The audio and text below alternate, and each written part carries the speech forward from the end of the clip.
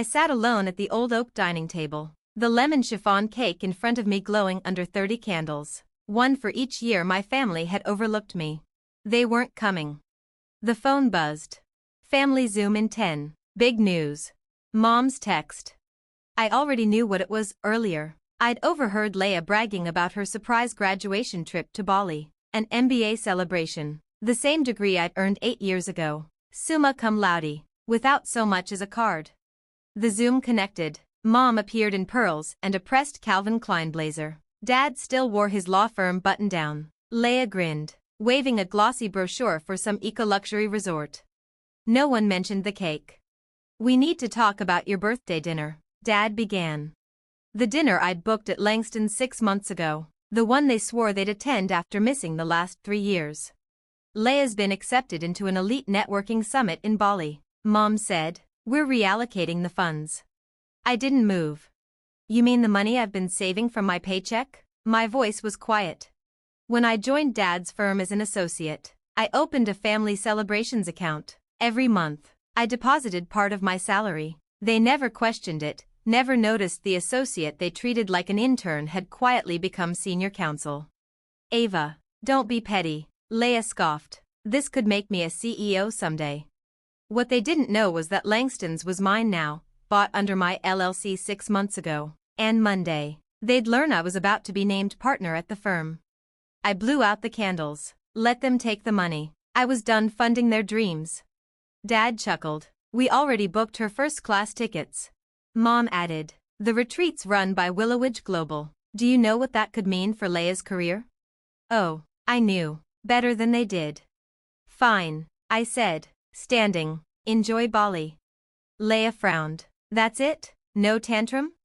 I smiled, picking up the untouched cake. "I have an early meeting." At my real home, a downtown Chicago penthouse, I kicked off my heels and stepped into my office. 6 monitors glowed with Willowidge Global's live dashboards. "Sarah, board votes confirmed. Sinclair Coal will be a Willowidge subsidiary by 9 a.m. Perfect. For 5 years, I'd built Willowidge in the shadows, all while quietly working at Sinclair Coal, gathering every weakness in its leadership. Tomorrow, my parents' CFO and marketing director would be removed. Laya's retreat invitation? Revoked. The program was a screening tool for spotting narcissistic tendencies. She'd failed. I looked at a photo of myself at 25, fresh from being told I wasn't leadership material. Now I was rewriting the org chart. "CEO announcement prepped?" I asked Sarah. "Ready. You'll be introduced by noon." They'd stolen my birthday dinner for Laya's fantasy trip. By Monday morning, they'd discover the invisible daughter they dismissed wasn't just at the table, she owned it. I froze mid-scroll through the takeover documents. "They've upgraded your Langston's reservation to a full buyout," Sarah said over the line. "The board wants to announce you as the new owner of Sinclair Coal there." My gaze drifted to the framed photo on my desk, Laya's MBA graduation. Everyone grinning front and center. Me in the back, barely visible, holding someone's coat. Tomorrow, that version of me would be gone. "Perfect," I said, flipping my laptop open. "Let's give them a Monday they'll remember for the rest of their lives." Monday morning was crisp, cloudless, exactly the kind of day for an execution. Not in the muted suits of a junior associate, but in a tailored black Chanel dress. Red-soled Louis Vuittons clicked across my penthouse hardwood. Power didn't need to shout, it whispered. By 7 a.m. I walked through Sinclair Coal's glass doors. Security barely looked up. If only he knew whose name was now on the deed he guarded. On the 15th floor, my cubicle was untouched, sticky notes, family snapshots, a 3-year-old employee of the month plaque half hidden under a plastic plant. My parents had never noticed it. "Ah, the invisible sister," Laya's voice chirped behind me. She breezed past in a blinding white pantsuit. "What are you doing here so early? Printing reports?" "Congrats on the Bali retreat," I said evenly. "They know talent when they see it." She leaned closer. "Rumor is, Willowidge Global is circling us. Dad's worried about a hostile takeover." I glanced at my watch, 7:30. "Interesting," I said. "You should be in the loop."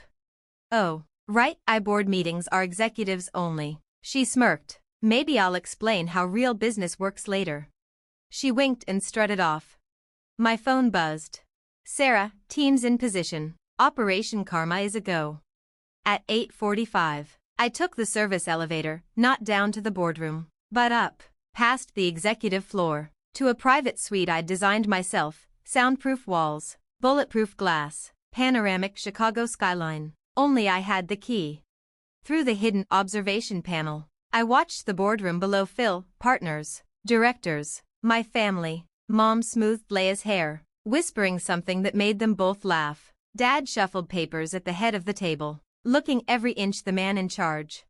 At exactly 9 a.m., the double doors swung open. Sarah entered, polished, unshakable, flanked by corporate counsel and 2 Willowidge security officers.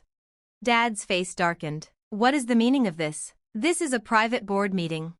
Sarah's smile was cool, professional. Mr. Sinclair, I'm Sarah Williamson, acting CEO of Willowidge Global Enterprises. We're here to confirm the final stage of your company's acquisition. Mom's hand flew to her throat. Acquisition? Sarah nodded. Legal folders slid across the table to each board member. Effective immediately. Sinclair Cole LLP is a wholly owned subsidiary of Willowidge Global. These documents outline the signed resolutions, transfer of control, and upcoming leadership changes. Laya shot from her chair. What? I'm flying to the Bali executive retreat tomorrow. I was selected for the elite leadership track. That program has been discontinued, Sarah said evenly. Restructuring has made it unnecessary. Dad flipped through the papers, scanning faster and faster, searching for a loophole he would never find. This is a hostile takeover. It's illegal. How could this happen without our knowledge? Sarah tilted her head. Perhaps you were too focused on promoting family over merit. The board has known about this for months, and they approved it unanimously. My father's face drained of color. The board didn't object. If anything, they looked relieved. But, who authorized this? Mom's voice was barely a whisper. That was my cue. I pressed the panel button. With a hiss, the wall slid open, revealing the private staircase above the boardroom. The echo of my Louboutins hit the air like a slow drumroll. I believe I can answer that. Mother. Every head turned. Dad's jaw went slack. Mom blinked as if she could wish me away. Laya froze, mid-smirk. Ava, Dad rasped. Willowidge is mine, I said clearly. Built-in silence. While you overlooked me, while you drained resources into your golden child. Laya shot to her feet. You're just a junior associate. I corrected. Now I'm the one signing your termination. And just like that, the daughter they dismissed became the boss they answered to.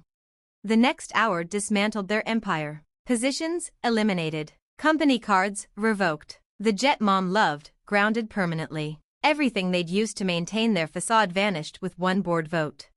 You can't do this to us, Mom cried. We're family.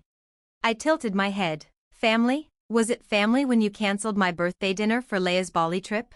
Or when you blocked my promotions? Silence. Sarah distributed new organizational charts. Effective immediately. The restructuring begins. By afternoon, headlines blazed across news tickers. Sinclair Cole acquired in silent power play. Ava Sinclair revealed as CEO of Willowidge Global. From analyst to architect of $1 billion takeover. My phone lit up non-stop. Relatives, classmates, even my childhood piano teacher. Congratulations, Ava. You always had perfect timing. Then came the messages from my family. Dad, we need to talk. Mom, surely we can work something out. Laya, you ruined my life, sent 27 times. Sarah appeared at my new office door, formerly Dad's, carrying a thick file. Your father's financials, she said. He's been siphoning company funds to support Laya, first-class trips, fake consulting fees, spa bills labeled as client meetings. The board is furious. I smiled faintly. Good. And my mother's department? Worse. She stacked it with Laya's friends, no credentials. Inflated salaries. We're recommending a full reset. Make it happen, I said. She hesitated. Your parents are downstairs. They want to see you. 5 minutes later, they walked in, smaller somehow. Dad's tie crooked. Mom's mascara smudged. Please, sit, I said. motioning to the same chairs I'd once sat in while being told I lacked executive instincts. "How could you do this to us?" Mom whispered. I pulled up an audio file. Dad's voice, "Keep Ava in her current role. She's not promotion material." Another click, and Mom's voice, "Don't include Ava in the leadership track. Give it to Jennifer, Laya's friend." Their faces paled. "Ever wonder why I picked the cubicle by the server room?" I asked. Realization hit. "All those late nights," Mom murmured. "While you funded brunches and fake jobs, I built Willowidge into the largest transformation firm in the Midwest," I said. "And yes, Grandma's inheritance funded it. The one you swore I wasted." I stood, looking out over the Chicago skyline. "You'll both get generous severance. Laya will have to find a real job." "You're enjoying this," Dad said bitterly. "No," I replied. "I'm rebuilding properly." Security stepped in. "You have 1 hour to clear your offices. The terms are final. If you've ever been overlooked, underestimated, or dismissed, remember this: quiet doesn't mean powerless. Power moves silently until it's ready to be heard."